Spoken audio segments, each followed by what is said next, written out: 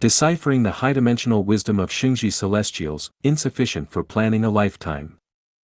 Xiefeng. January 7, 2024. In his article, Upgrade Thinking, A Clear Path Awaiting, Shengzhi Celestial made a thought-provoking statement: not planning for matters after death is insufficient for planning a lifetime, not planning for matters in a lifetime is insufficient for planning a single matter. Let's delve into and analyze this statement. If one doesn't think about what happens after death or overlooks it, then planning and striving throughout one's life may be entirely futile and contrary to life's meaning and value.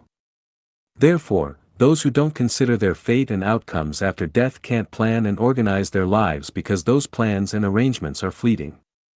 Even if someone is wise, far-sighted, and dedicated, the results will still be in vain because ultimately, they'll have to reincarnate.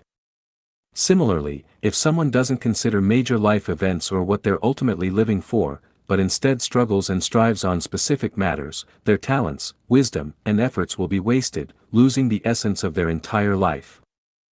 Further analysis reveals, what's the purpose of life? It's to live a happy, joyful, free, and fulfilling life. If this purpose isn't considered and life doesn't revolve around it, no matter how clever or hardworking someone is, life will be full of troubles, anxieties, pains, and sorrows. Even if someone becomes a high-ranking official, wealthy, or world-famous, life may still feel like a mess. For instance, after getting married and starting a family, no matter how you manage your family, no matter how many children you have, no matter how successful your children are, no matter how many marriage management plans, how to successfully manage family life, and spouse relationships, lectures you have listened to, in the end, you will find that your life cannot be happy, joyful, free, and fulfilling life. This exemplifies not planning for a lifetime, not enough to plan for a single matter. Not considering the entire life, but struggling and planning on specific matters, will result in winning sesame seeds and smashing watermelons. Similarly, if someone doesn't consider matters after death, does not know where one comes from and where one is going, then the life one plans, thinks, and struggles for will be a failed one.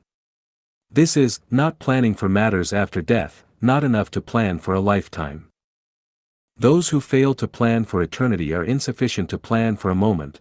Those who don't plan for the whole aren't enough to plan for a domain. Countless failed lives illustrate the importance of planning for the future and the whole. The longer and more comprehensive the plan, the better. Those who consider things 1,000 years later must have clearer minds than those who consider things 100 years later. Similarly, those who consider things 100 years later must be more far-sighted than those who consider things 10 years later. Those who consider things 10 years later must be smarter than those who consider things a year later. Those who consider things a year later must be more successful than those who only consider things at hand.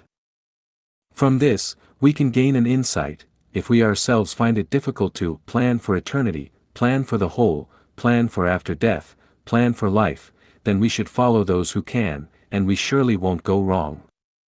Conversely, if we listen to those who only focus on the present and follow those who are petty about the present, then life will inevitably become a tragedy, or even a disaster.